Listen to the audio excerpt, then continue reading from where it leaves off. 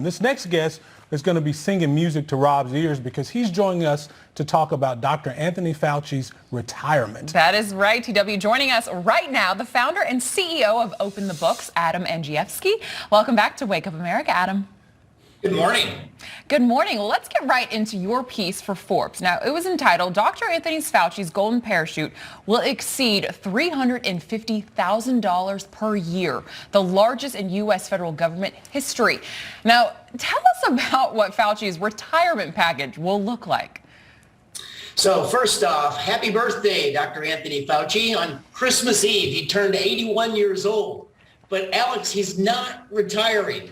Our auditors at OpenTheBooks.com, we delved into the numbers, and if he did retire, we determined that he would have the most lucrative retirement package in the history of the country at over $350,000, and it's comprised of two different facets. The normal retirement package of a lifetime payout for annually every year of about $350,000, and then an annuity payment that rivals $9,000 a year.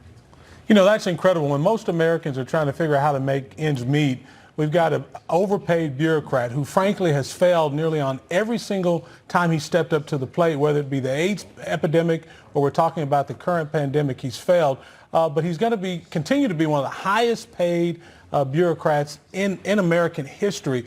How do you think Americans rate Dr. Fauci's job performance overall? I mean, that's the benefit of being an unelected bureaucrat is you never have to run, you never get a rating. How would you think Americans would rate him as job effectiveness? So I think Americans rate Dr. Fauci on exactly what's in his job contract, that he was paid. He's the #1 most highly compensated federal employee, and he was paid to stop the next pandemic. And he failed on that. And so think about this. He makes $434,000 a year.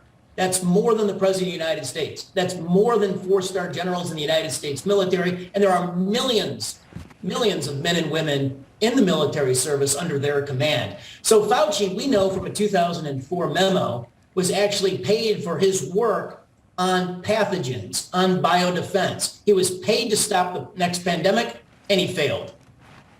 Well, OpenTheBooks has filed a Freedom of Information Act lawsuit seeking conflict of interest disclosure forms, job descriptions, royalty payments, and a whole lot more.